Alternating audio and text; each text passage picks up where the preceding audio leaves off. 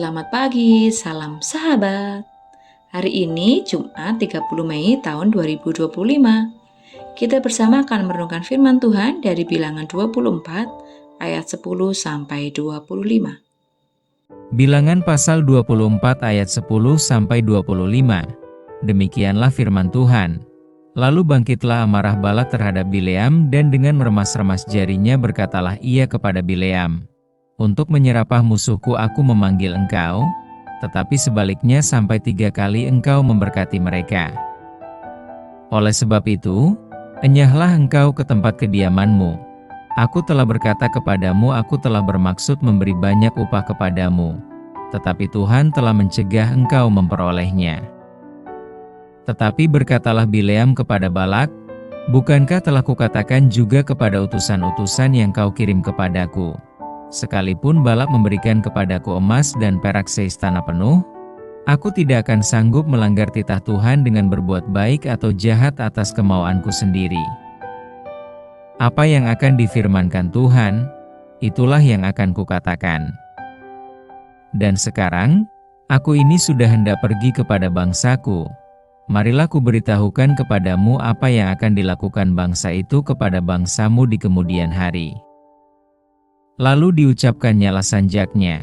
Katanya, "Tutur kata Bileam bin Beor, tutur kata orang yang terbuka matanya, tutur kata orang yang mendengar firman Allah, dan yang beroleh pengenalan akan Yang Maha Tinggi, yang melihat penglihatan dari Yang Maha Kuasa, sambil rebah, namun dengan mata tersingkap. Aku melihat dia, tetapi bukan sekarang, aku memandang dia, tetapi bukan dari dekat, bintang terbit dari Yakub, tongkat kerajaan timbul dari Israel, dan meremukkan pelipis-pelipis Moab, dan menghancurkan semua anak Set. Maka Edom akan menjadi tanah pendudukan dan Seir akan menjadi tanah pendudukan, musuh-musuhnya itu. Tetapi Israel akan melakukan perbuatan-perbuatan yang gagah perkasa, dan dari Yakub akan timbul seorang penguasa, yang akan membinasakan orang-orang yang melarikan diri dari kota." Ketika ia melihat orang Amalek, diucapkannya sanjaknya. Katanya, "Yang pertama di antara bangsa-bangsa ialah Amalek, tetapi akhirnya ia akan sampai kepada kebinasaan." Ketika ia melihat orang Keni, diucapkannya sanjaknya. Katanya, "Kokoh tempat kediamanmu, tertaruh di atas bukit batu sarangmu. Namun orang Keni akan hapus, berapa lama lagi maka Asyur akan menawan engkau?" Diucapkannya juga sanjaknya. Katanya, "Celaka! Siapakah yang akan hidup apabila Allah melakukan hal itu? Tetapi kapal-kapal akan datang dari pantai orang Kitim, mereka akan menindas Asyur dan menindas Heber, lalu ia pun juga akan sampai kepada kebinasaan. Lalu bersiaplah Bileam dan pulang ke tempat kediamannya, dan Balak pun pergilah juga." Dengan tema tidak mudah tergoda. Seringkali kita harus menghidupi pilihan-pilihan yang tidak populer.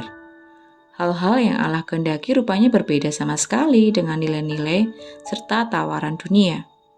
Sementara itu, pada saat yang sama, dunia menginginkan kita mengikuti caranya dengan iming-iming harta, kekuasaan, bahkan jabatan. Itulah realitas hidup yang harus kita hadapi.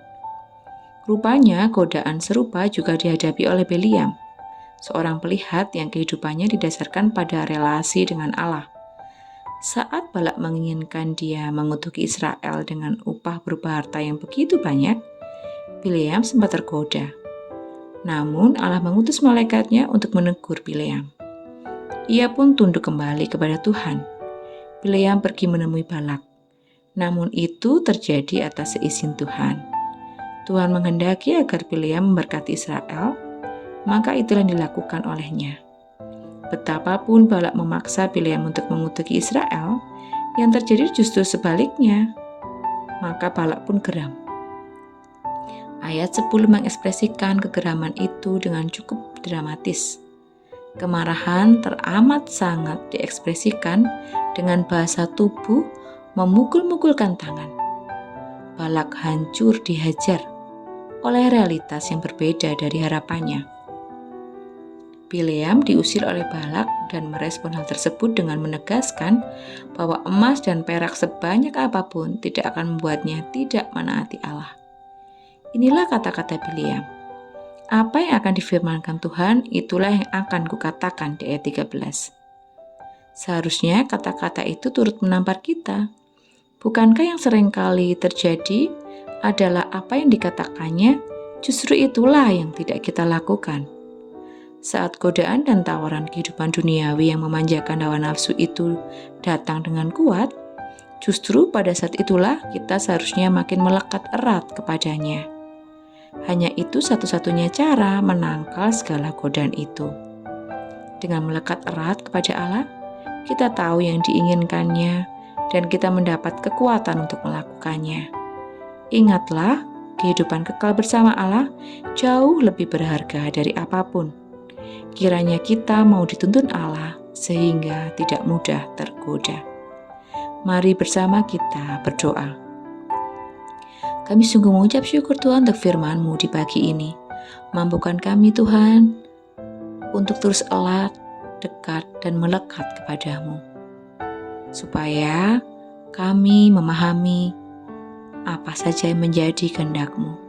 Dan satu hal yang penting Tuhan, kami tidak mampu sendiri. Untuk itu ketika kami erat dekat dengan Engkau, kami boleh mendapatkan kekuatan baru. Kami mohon Tuhan, jangan pernah tinggalkan kami, tapi bimbing kami untuk selalu berada dalam jalan terang-Mu. Terima kasih ya Tuhan, di dalam nama-Mu kami berdoa dan memohon kekuatan agar tidak mudah tergoda. Haleluya, amin. Demikian renungan kita pagi ini. Tuhan Yesus memberkati.